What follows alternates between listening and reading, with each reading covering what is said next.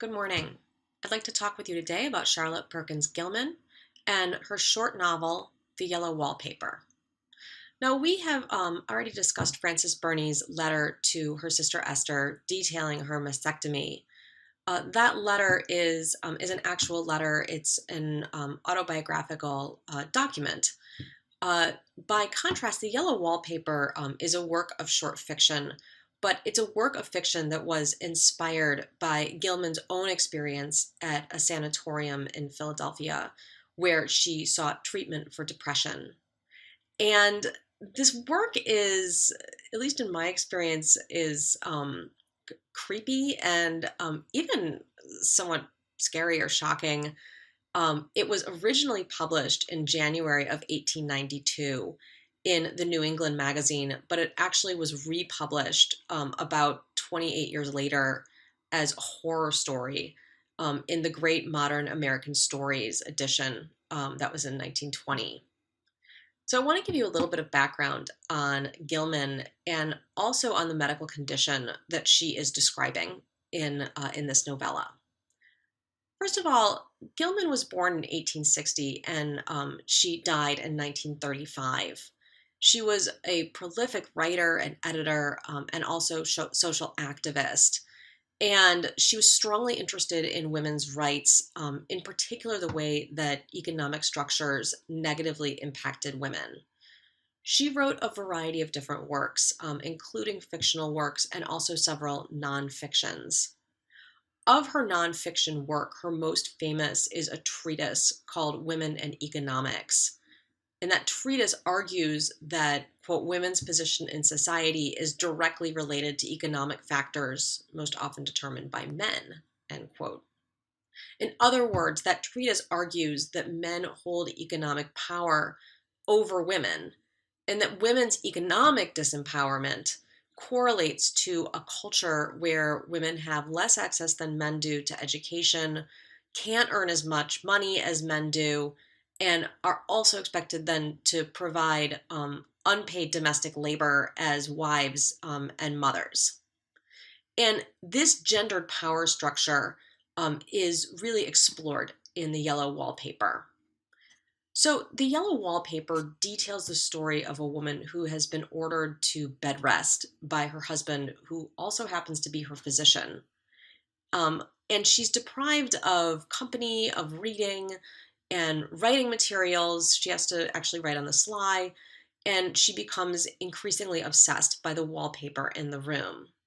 She eventually begins to decompensate when she sees a woman trapped, or what she thinks is a woman trapped inside the wallpaper. Now, this story is actually based on Gilman's own experience with mental health treatment following the birth of her daughter. And here's what happened.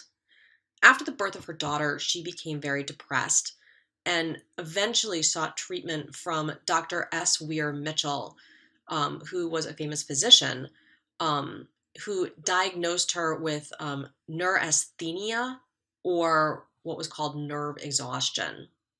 Now, Mitchell had helped define this diagnosis in a book he wrote and published in 1871. Basically, neurasthenia, as he defined it, was the result of living in an American society that had just become sort of too fast paced. It had become too fast paced because of increased urbanization and technological changes. And basically, he argues that this pace eventually fatigues the nerves of some people. In other words, he creates a diagnosis of a disease that's ultimately the consequence of modern life. Now, its symptoms were really vague and kind of generalized. They included things like fatigue, weight loss, depression or anxiety, insomnia, and lethargy. Basically, symptoms that could fit into a variety of different diagnoses. And he felt that women could develop this condition not only because of technological advances in urbanization, but also when they were too active outside of the home. So, interestingly, he creates or he defines a disease whose treatment ends up aligning with traditional gender norms. So he has two treatment protocols for this disease, which depended on one's gender. For men, he encouraged travel out west where they would like ride horses and be really active in nature. For women, he recommends the opposite. He encourages women to engage in what's called a quote, rest cure, which sounds remarkably like the kind of treatment that the woman in the yellow wallpaper is undergoing. This rest cure involved bed rest for several weeks, in which the woman was not allowed any reading or writing material or really very much conversation with anyone. And she also wasn't allowed to move. So, women who underwent this treatment were given massage to keep their muscles from atrophying, and they were actually fed by someone else. They were spoon fed like milk and soup. So Dr. Mitchell actually put Gilman on this rest cure in his sanatorium in Philadelphia.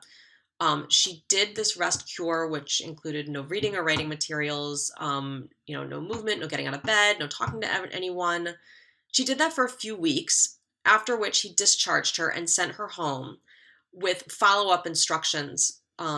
Basically, he instructed her to put aside any writing. After all, she was a writer at this time.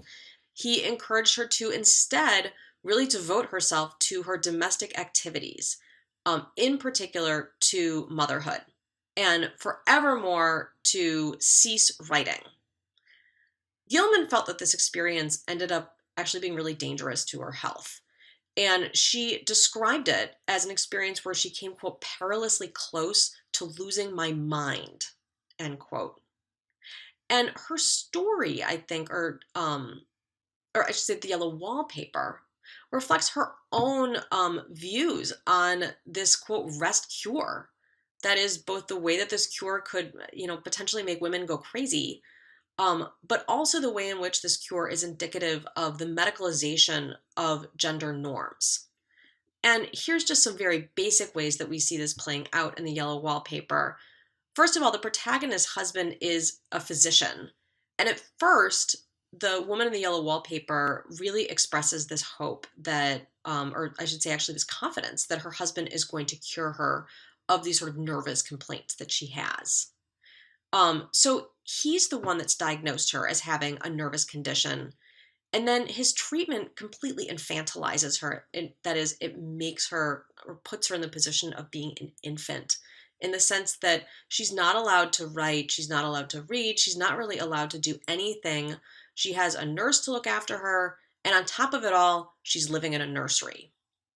And the question the book seems to raise is, when does she start to lose her mind? Is it when the woman is ripping apart the wallpaper at the very end of the book? Or is it at the beginning where she passively accepts her husband's diagnosis and believes that he will cure her? And then more broadly, and this is something I think we should maybe think about this week, in what ways does medical treatment reflect and perpetuate social power structures, in particular ideas about gender? So I'm interested in talking with these issues, or excuse me, I'm interested in talking about these issues with you in the discussion board, and I will look forward to seeing you there. Thank you.